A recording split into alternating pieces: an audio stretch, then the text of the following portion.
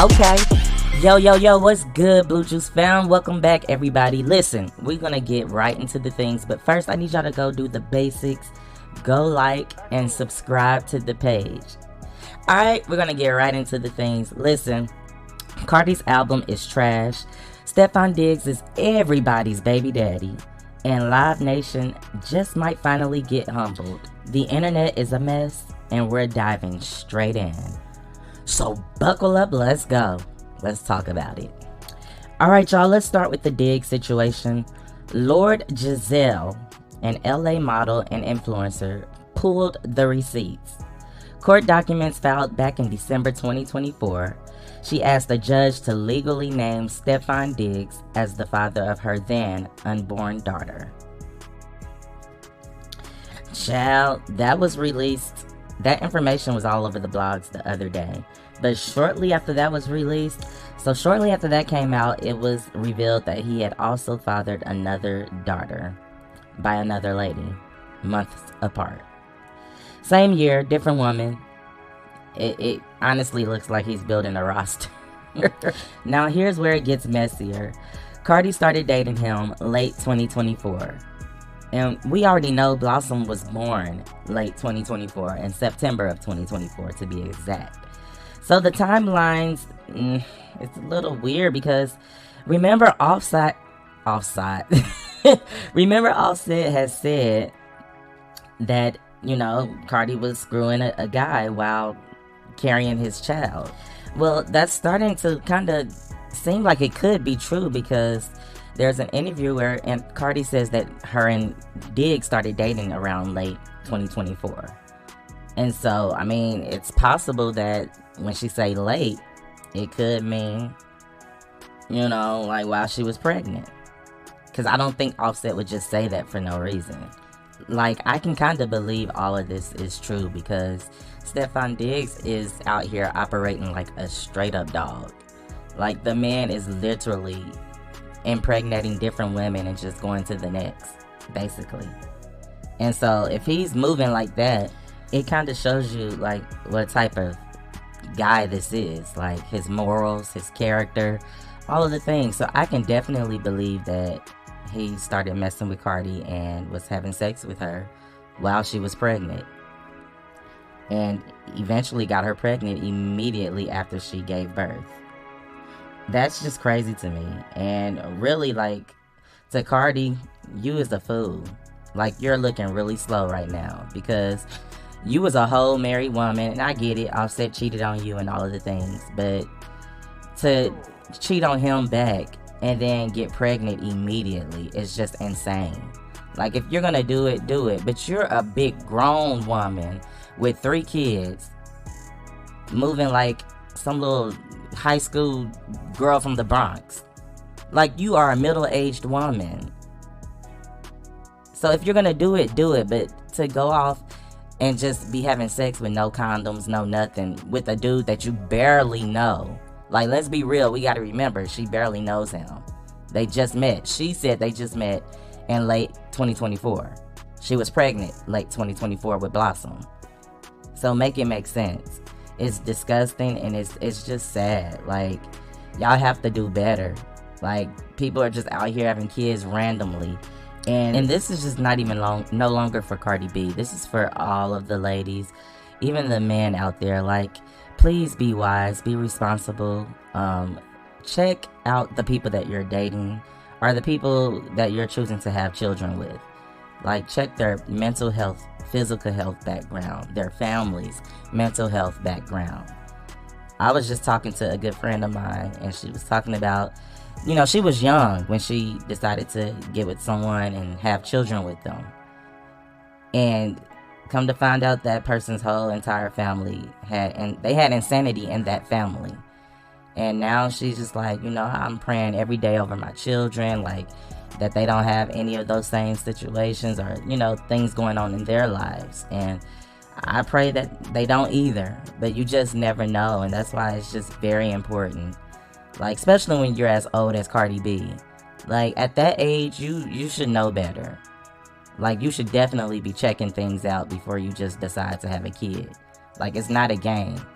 And before all the people start coming in talking about she has the money to take care of them, money ain't everything.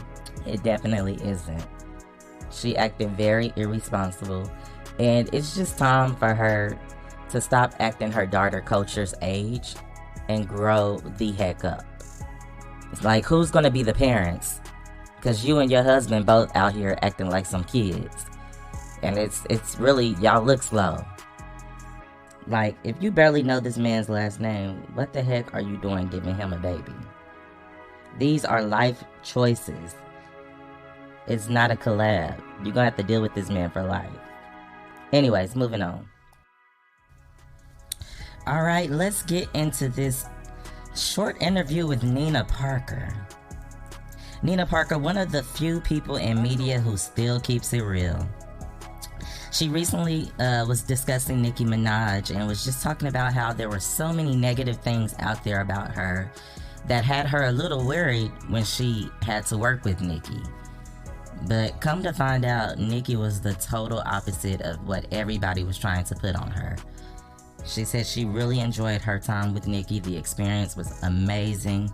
And she said that Nicki is one of the best, actually one of the best experiences of her career.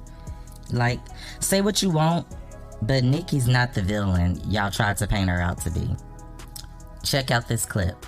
I went to interview Nicki Minaj. People told me it was going to be really complicated, that she would be difficult, that she was a diva, she's going to be late, like she's not going to be nice to you. And it was the opposite. Really? She was a professional. She was actually going to be dropping some music. She offered to let me listen to the music. She was incredibly nice. And so it was such a great experience for me. And it was one I'll never forget, because I was so scared going in there like, oh, this is going to be drama. Yeah. Like, I'm going to be here all day. I was in and out that thing. She was so professional. So, it's like you have to make sure you have these experiences on your own and not let everybody get in your head, because people really will try to sabotage you. Yeah, I'm sure the barbers are going to love to hear that. Okay, next, before we get into this album, let's talk about Child. Do y'all remember when Nicki was saying she was accusing Live Nation of stealing money from her tour? Child, nobody believed her at the time. But one thing about dear old Nika, she might say a lot of things, but one thing she ain't ever gonna say is a lie. Child, it just came out that Live Nation is in hot water. Live Nation is facing an explosive FTC lawsuit over Ticketmaster's hidden fees, scalper collusion, and alleged monopoly. Nicki Minaj said it first, and now you see it here. Everything always comes to light, child. And I'm just so grateful that she's been vindicated, because the general public, y'all are some evil folk. Like, it doesn't matter what Nicki does. Y'all just attack her so quick without even looking into whatever it is that she's speaking about. Y'all just automatically assume that she's evil and crazy, and whatever she's saying doesn't matter, and it's not true. And it's really, like, it's despicable that y'all would do people like that. Like, that lady is a real life human being, just like you, and you would want people to hear you out as well if you were going through something. She's having trouble in her workplace, and y'all are just literally out here just dragging her. Anybody else that says anything, y'all give them the benefit of the doubt. And it's tired. Like, the way y'all operate on the internet is super tired. But anyways, I'm just extremely glad for Nicki. Yeah, God, keep on exposing all of the evils in the industry. Like, it's time for it all to be revealed. Alright, moving on. Alright, let's get into this album review. What's the name of the album? Am I the Drama? Let me just say, I don't hate Cardi. I don't even expect her to be the best rapper. But, child, I do expect effort. And this album, she don't even sound like she wants to be here. And I say that because there is no passion, no feeling, no emotion. Y'all, it just... It just gave lackluster. And Amateur Night at the Apollo. Alright, so y'all, I'm not gonna waste y'all time. We're gonna just jump into it because honestly, I don't even have much feedback. Like, it was below mid. And it was really hard to even listen to the whole album. Like, I was so ready to skip each song because it gave poser. Like, you know, somebody that just shouldn't be here. That's what it felt like. And it's like she's trying, and it's like maybe people have put it in her head that she's like one of the top rap girls. And so it's like she's trying to give that vibe, but at the same time can't even really rap. So it's like you can't even take the album serious. I don't know. But let's jump in. So and the songs are all over the place for me. Like, I didn't do the order of the actual album. I just tapped in where I tapped in and I went from there. So the first song I listened to was Magnet. Magnet was a diss track aimed at JT. But I felt like it backfired. Because I feel like everything that she threw her way, like, I could see all of those things in her. She said that, you know, this is what she said to JT. All that D writing still ain't getting no feature. But here's the thing, the gag is JT definitely got a feature and got more than just the feature. She was featured on Super Freaky Girl, the remix by Nicki Minaj. And then not only did Nicki put her on that song, but she brought JT out on Gag City, the tour, and allowed her to perform in front of her audience, the sold out audience. So JT, she did get a feature. So that fell flat. The next line that she said was, JT is just mad because she got to share bags with her man. I guess calling her man gay. But here's another thing.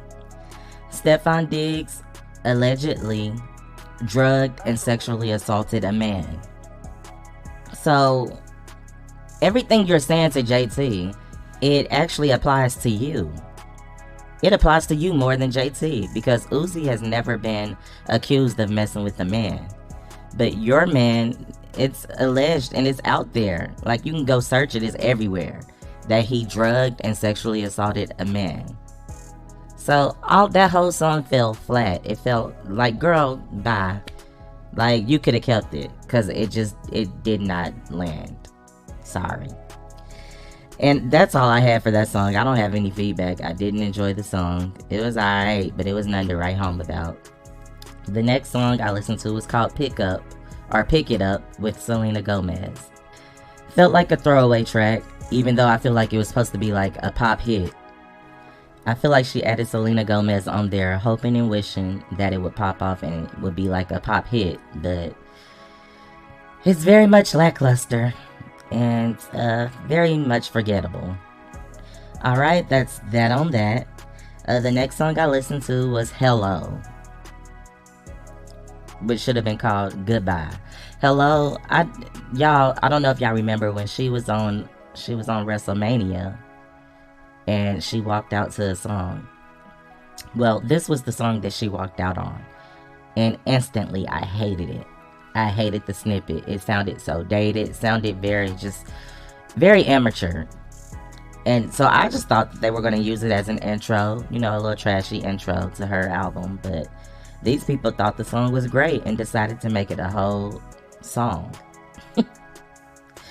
Y'all, who is her team and where were they? Because y'all dropped the ball big time. But anyways, y'all, it was another lackluster song, but a part that stood out to me, it was actually hilarious.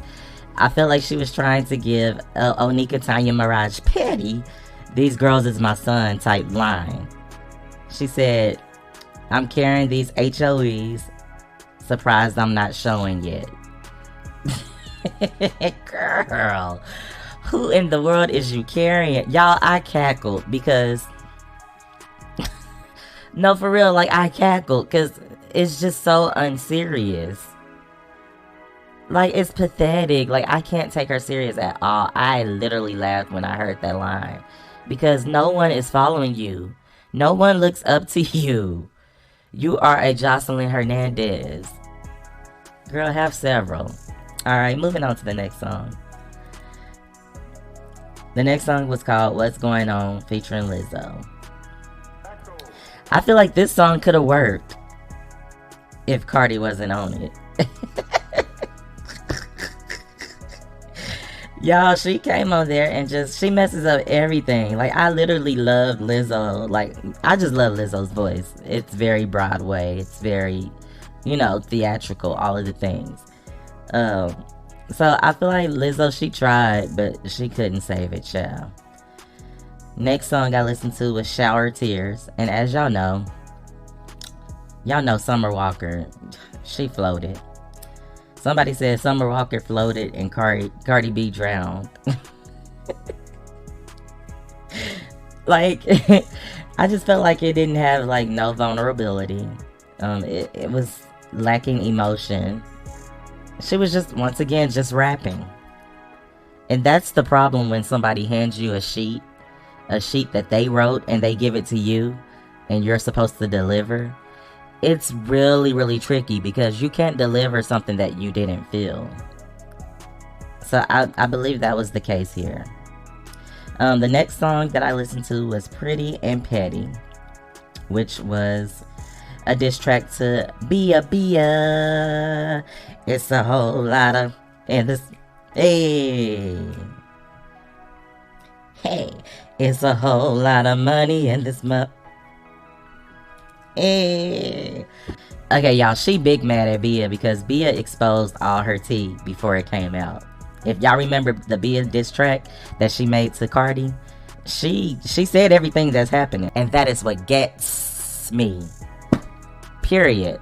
Mic drop. That's all you gotta do, baby girl. Cause ain't no way somebody that looked like her is gonna come out here and try to have the nerve to talk about anybody else. Bell Callis, girl, go on. Alright, the next song I listened to was Better Than You. Better than who, child? Y'all, the song, it was nothing to write home about. I didn't like her part, and I didn't like the Cobain guy. I didn't like his part either. It was nothing. It didn't give anything. Next song, On My Back. Lourdes actually she sounded decent. But, child, Lourdes, I'm afraid that you just committed career suicide. Like, kudos to you for getting on Nicki and Cardi's album. But, them fans are never gonna forgive you for this. Like, on both sides. Like, it's always gonna be a tug of war. Like, you won't ever be able to just win a certain group, a solid group of people. Because you're gonna always have some people that like you. Then on the other side, gonna have a whole nother group that hates you. This wasn't a smart move at all, Pookie. I'm sorry. And what happened to all that energy that you had for Cardi? When you were working with Nicki, like, you basically was coming for her on Twitter. And now, everything just flipped. Like, child, I don't understand. I can't even rock with you because there's no loyalty and you're fake as heck. Like, girl, yeah, you definitely killed your whole career. You're gonna have to go to country or just somewhere clearly, like, far away from hip-hop, R&B, and all of the things. Because over here, yeah, it's a wrap. Anyways, back to the song. Yeah, I don't have nothing else. Lourdes she sounded good. Alright, y'all, I got about 1 or 2 songs left that I'm gonna talk about. If you want to, y'all can go check out The Mess for yourself. I did not enjoy it. I didn't have much feedback. Most of the songs were like 2 minutes long. It seemed like they just threw everything on this album just to release it for Atlantic's sake. But yeah, the next song is called Erytone. Actually, this was probably the best song outside of WAP and Up. This is probably the best song on the album. It was listenable. Not memorable, but it was listenable. And it was decent, I guess. And that's all I'm doing. I'm done. I'm gonna wrap it up like this. The rest of the songs were all forgettable, just like majority of the ones that I just went over. I feel like the album was full of throwaways. Or not throwaways, like album fillers. I don't sense not one hit on this album at all. Not one. And that's probably why she put Up and WAP on there, because she probably knew it wasn't given as well. Child. Y'all, tell me what y'all think. If you've listened to the album yet, drop a comment. Let me know what y'all think. But anyways, we gotta move on. Let's get on out of here. I'm not even trying to be shady, but I'm gonna be very honest with y'all. I'm a very honest person. I'll tell the truth when I have to tell the truth. Like, I do all of those things. I'm not out here to just get Cardi. And if I can just be honest, like, y'all know I don't fool with her like that. I'm not a fan. But if I can be honest, Invasion of Privacy was on a total different level than this album. When I listened to Invasion of Privacy, I felt the passion. I felt the emotion. Be careful with me. I felt all of the things on that album. And I don't know if it was because she was brand new in the game, and maybe she was hyped because of all of the love she was receiving from Bodak Yellow. Like, I'm not sure what it is or what it was, but maybe she's just tired. Like, it's been 8 years of nothing. And the little bit of passion that she did have, because you know she's not like a real rapper. She doesn't live, breathe, sweat, sleep, cry, eat this. Like, this is not something that she really does. It was just an avenue. She even said it. She just wanted to make a bag. And now it's being revealed that that's exactly what her career is all about. Because this album right here just shows you how low and at the bottom of the barrel that she is. Like, compared to all of the other rap girls, she's at the bottom. I would say she's down there with Natalie Nunn, Jocelyn Hernandez. Who else? I don't know. But I would say that those are her peers. And y'all need not to ever compare her to Nicki Minaj again. Y'all need to never compare her to Meg Thee Stallion, Doja Cat, Doechii, JT, Lotto, heck, even Ice Spice. Like, she has been revealed. That's all I'm gonna say. She has definitely been revealed, and I'm not just hating because I just shouted out, you know, Invasion of Privacy. Like, she ate that album. Now, I know there was a lot of payola involved in it, but I'm not going to take away the fact that it wasn't a good album. Or that it was a good album, my bad. But yeah, that's my take on this album, y'all. It lacked passion. It had no storytelling, no hunger, no emotion. Just vibes, and not necessarily the good ones. Anyways, y'all, I'm about to get out of here. Drop a comment. Let me know what y'all think of the album. Also, let me know what y'all think about this lawsuit with Live Nation. Like, y'all know Live Nation and Jay-Z, they're partners. And you know Nicki has been talking about the whole Jay-Z and Roc Nation thing for a minute. So let me know, what are your thoughts? Like, are y'all starting to lean towards Nicki? Are y'all starting to see that she doesn't just be out here just randomly talking? Like, let me know your thoughts. Alright? Please remember that everything in this video is alleged and for entertainment purposes. Y'all, I'm out of here. Until next time, stay peaceful, stay vibey, stay all of the things. I'll talk to y'all soon. Deuces.